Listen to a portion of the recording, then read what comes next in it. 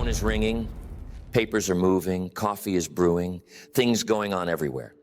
Yet at the end of the week, you ask what got accomplished, and the answer is not much. Motion isn't progress. Let that land. Just because the wheels are spinning doesn't mean the car is moving forward. It's easy to fall into that trap, mistaking movement for achievement. But the truth is, without a plan, energy just scatters. Effort evaporates into thin air. And all that busyness can feel like you're getting somewhere, but really, you're just wearing yourself out. Now, why does that happen? Why do people find themselves so active, but with so little to show for it? It's not for lack of trying. Most people are working hard. They get up early, they stay up late. But hard work alone doesn't guarantee progress. Direction does. The question isn't, are you moving? The question is, are you moving towards something? It's the difference between a rocking chair and a train. Both are in motion, but only one's going somewhere. I've met so many folks who, by the time they reach the end of the year, feel exhausted. But when they look back, it's a blur. What did they actually achieve? Without a plan, the answer is often not enough. I remember a time in my own life when I was the busiest man in town. At least, that's what I told myself. I had my nose to the grindstone, always hustling, always saying yes. Then one evening, I sat down and realized I'd spent a whole year running around in circles. There were no real results, just a lot of motion. That's when it hit me. Activity is not the same as accomplishment. If you don't know where you're going, how can you expect to get there? Think about it. If you set out on a journey with no map, no destination, you'll end up wherever the road takes you. Maybe you'll get lucky. Most of the time, you'll just get lost. People spend years, decades even, caught in this illusion. They believe as long as they're busy, they must be making progress. But busyness is not a badge of honor. Progress is. And here's the real danger. When you mistake activity for progress, you can wake up 5, 10 years down the line and wonder where all the time went.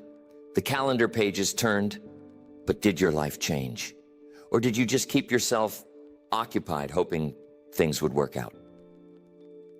So ask yourself today, what am I really working toward? What's the plan behind my effort? Because if there's no plan, all the energy in the world won't get you where you want to go. Without a target, you can't hit the mark. Without a plan, you can't move with purpose. That's the illusion of activity.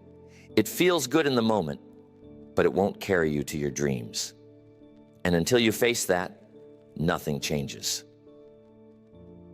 Now I want to start with a basic fundamental of success, blueprint thinking. You see, every building you walk into started with a plan. Before the first brick was laid, someone sat down and imagined what it could become. They drew lines, calculated dimensions, pictured where the doors and windows should be. That's blueprint thinking. Success is built twice, first in the mind, then in reality.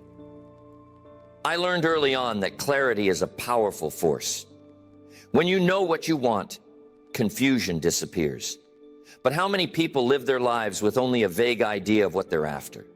They have wishes, they have hopes, but there's no real plan. So what happens?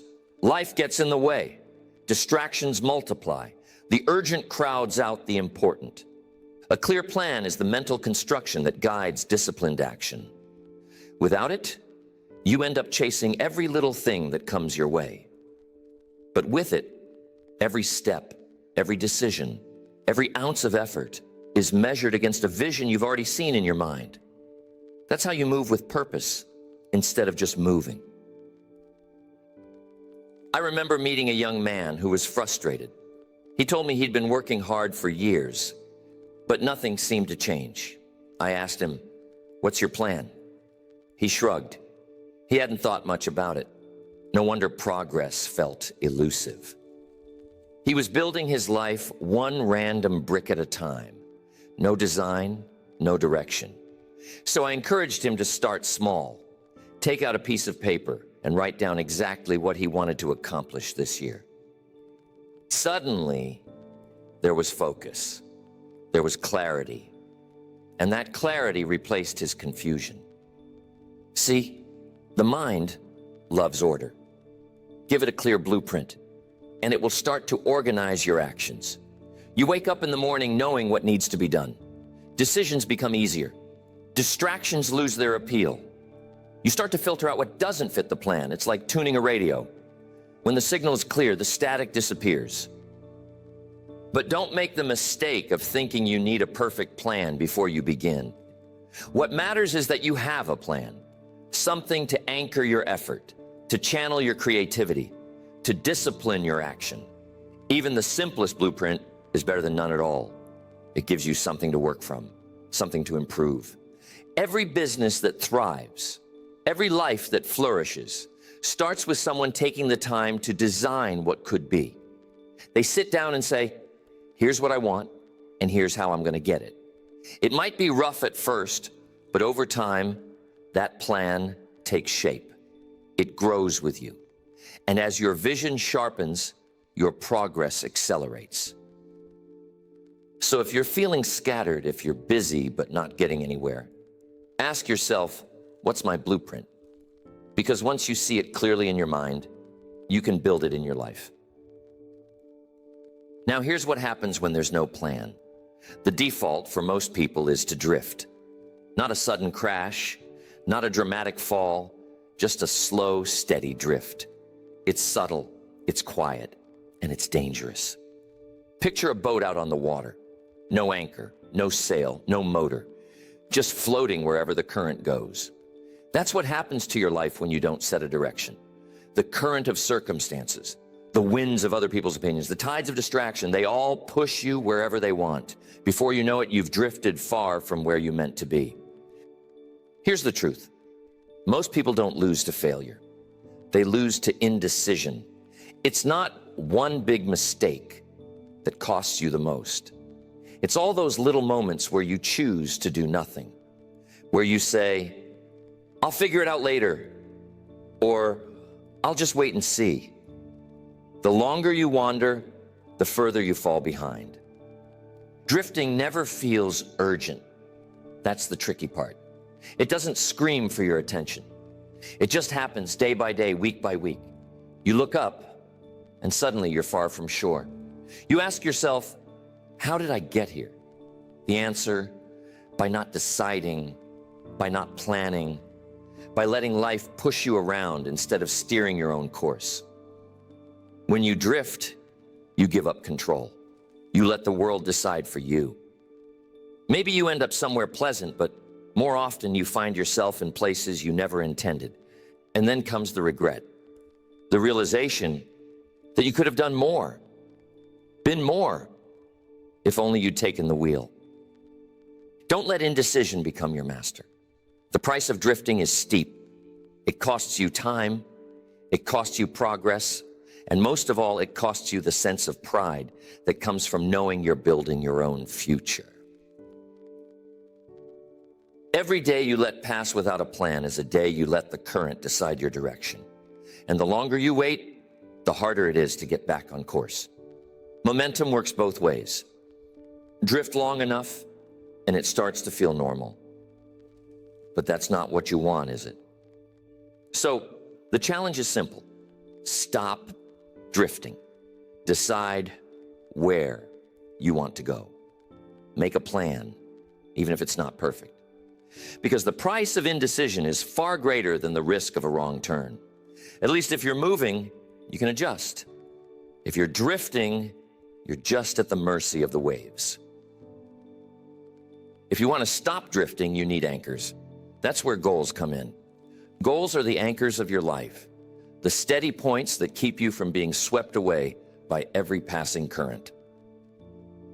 Let me tell you, a goal written down is no longer a wish. It becomes a directive, a command to yourself. When you take the time to write out your goals, you transform someday into a scheduled event. That's the power of putting pen to paper. A dream in your mind is good, but a goal on paper is a promise you make to yourself. Think about it. Goals define the target, and plans define the path. It's not enough to want something. You have to define it so clearly that you can see it, touch it, measure it. When you do, it becomes real. That's when your mind gets to work, figuring out how to get there. I remember sitting at my kitchen table, writing out the things I wanted in life. Some seemed impossible at the time, but the act of writing them down made them feel a little more within reach. I wasn't just daydreaming anymore. I was making an appointment with my future. When you anchor yourself with goals, you start to make better choices. Suddenly you have a reason to say no to distractions. You have a reason to get up a little earlier, to stay up a little later. The goal becomes the filter for your actions. But don't stop at just writing them down. Break them into steps. Planning is what takes your goal from a someday to a by this date. It puts your dream on the calendar and gives you a reason to act today instead of tomorrow. You want a better life? Anchor it with goals and then plan your way there, because without anchors, even the best intentions will drift. But with them, you can weather any storm. So we have to plan in real time. Now, what does that mean? You see, life isn't static. The world changes, markets shift, opportunities appear, and sometimes they disappear. That's why your plan should never be written in stone. It's not a monument, it's a map, and maps can be updated. I used to think, once I set my goals and made a plan, all I had to do was follow it to the letter. But then I learned that flexibility is just as important as discipline. Imagine trying to steer a car down a winding road with your hands locked in one position. You wouldn't get far. Steering requires constant adjustment, and so does planning. Here's what I recommend. Review your plan every week. Not every year, not every 6 months, every week. Take a look at where you are and where you want to be. What's working? What's not? What changed since last week? That little habit of review is like pulling out your map, checking your compass, and making sure you're still on course. Sometimes you'll realize the goalposts have moved. Maybe the opportunity you were counting on isn't there anymore. Maybe a better one has come along. That's fine. Adjust your plan. Refine your approach. What matters is not that you stick to the original script, but that you keep moving in the direction you want to go. I've seen people get discouraged when things don't go exactly as planned. Don't let that stop you. Life will throw you curveballs. The key is to respond, not react. Make your plan, take action, and then stay flexible. Be willing to pivot when the road changes. And here's another benefit. When you make regular adjustments, you avoid the big disasters. Small corrections made early keep you from getting way off track later. It's much easier to steer a little each week than to wait until you're miles off course and have to make a giant, painful change. So, keep your plan alive. Make it a living document, not a dusty relic. Review, refine, and adjust as often as you need to. That's how you keep momentum, by making sure you're always moving, never just coasting. Okay, you've got goals, you've made a plan, but there's one step most people miss: the discipline of scheduling. A plan without a calendar is just a wish. You know, I used to think as long as I knew what I wanted, I could just fit it in whenever I had the time. But whenever is a dangerous word. It never comes. Days slip by, opportunities vanish, and pretty soon, you're back to wondering why nothing's moving forward. If something matters, it belongs on your schedule. Time block your priorities. Protect those appointments with yourself as if they were meetings with your future, because that's exactly what they are. Treat them with respect. Don't let someone else's emergency wipe out your progress. Don't let the urgent crowd out the important. If you want to read more, schedule it. If you want to get healthier, block the time to exercise. If you want to build a business, put the critical steps on the calendar. Treat those times as sacred. Show up for yourself, just like you would show up for someone you respect. I learned that if you don't schedule your time, someone else will. The world is full of demands, distractions, and invitations. Every yes to something unplanned is a potential no to something essential. That's why the calendar isn't just a tool, it's a shield. It protects your progress from the chaos of the world. And don't just make appointments, keep them. That's where discipline comes in. Keep the promises you make to yourself. If you set aside an hour for your goals, show up. No excuses, no exceptions. That's how progress becomes inevitable, one block of time at a time. So remember, a plan without a calendar is a wish. Put it on paper. Put it in ink. Guard those times, and you'll be amazed how quickly momentum starts to build. Now, here's what will change everything for you if you embrace it: accountability. If you want to turn a plan into progress, you need feedback. You need a way to track, to measure, to adjust. I found that what gets measured gets managed. If you keep your goals invisible, progress is always vague. But when you track it visibly, honestly, it becomes real. Put your results where you can see them. Track your steps, your habits, your milestones. It's like putting progress under a magnifying glass. And it's not just about numbers. Sometimes the best feedback comes from other people, mentors, coaches, or just honest friends. People who will tell you the truth, even when it stings. They'll spot the blind spots you can't see, the small mistakes, before they become big problems. Early in my journey, I used to keep everything to myself. I thought, I'll just work on it quietly.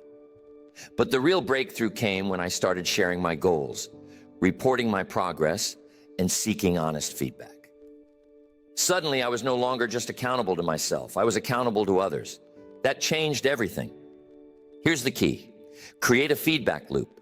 Set a goal, track your progress, review the results, adjust your actions, then do it again.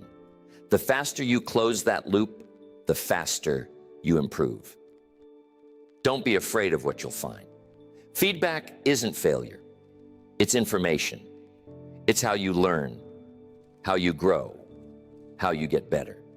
It's how you turn mistakes into momentum.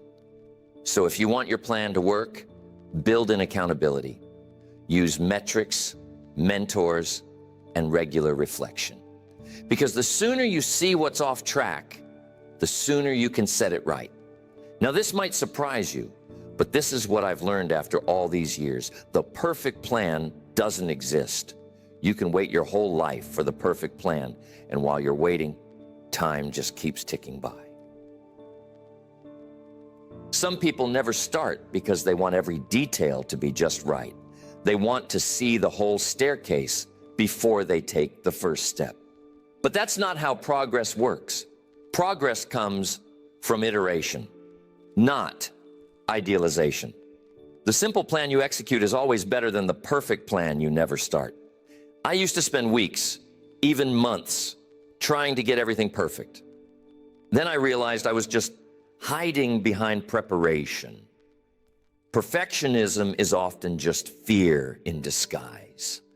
The fear of making a mistake, of looking foolish, of falling short. But here's the good news. You can always improve as you go. The first draft of anything, your plan, your schedule, your business, will be rough. That's okay. Start with what you have. Put it into action. Learn, adjust, and make it better. The truth is, you can't steer a parked car. Once you're moving, you can adjust your direction. You can refine your approach, but if you never get started, you're stuck. So don't wait for the perfect plan. Start with a simple one. Take the first step. Make improvements along the way. Because progress favors the doers, not the dreamers. Your plan will get sharper with every attempt. Remember, action brings clarity.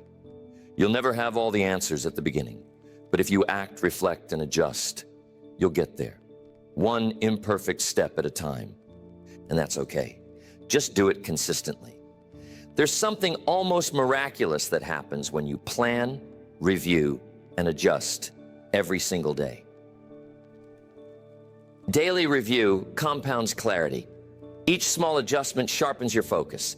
Every morning, you check your map. Every evening, you measure your progress. It doesn't sound dramatic, but that's where the big changes come from. Little steps taken day after day. When you commit to consistent planning, you create momentum. At first, you may not notice much, but over time, the results multiply. You begin to see opportunities others miss. You notice mistakes before they turn into setbacks. You celebrate the small wins, and those victories fuel your drive to keep going. It's like investing a little bit every day. Each deposit seems small, almost insignificant. But given enough time, those small investments add up. They grow, they compound, and before you know it, you're looking at something substantial, a life, a business, a legacy built on steady progress. I've seen it in my own life. The more often I checked in on my plans, the more they seemed to accelerate. What used to take a month took a week. What used to take a week took a day. That's the power of compounding. Small disciplines, repeated with consistency. So if you want your progress to multiply, build the habit of daily review. Plan, do, check, adjust, again and again. Because it's not the occasional big effort that changes your life. It's the steady rhythm of consistent planning. I'm telling you, progress is never accidental. Every achievement, every breakthrough, every success story traces back to a structured plan, executed with discipline. A designed life doesn't happen by chance. It's built brick by brick, choice by choice. You want momentum? Build the map first. Set the direction. Write it down. Turn your dream into a goal, your goal into a plan, and your plan into a schedule. Then show up day after day and do the work. When you look at anyone who's built something remarkable, whether it's a business, a family, a community, it all starts the same way. Someone took the time to sit down and design what they wanted. They mapped out the route, prepared for the challenges, and stayed flexible enough to adjust along the way. It's not always easy. There will be detours, there will be setbacks, there will be days when you feel like you're making no progress at all. But as long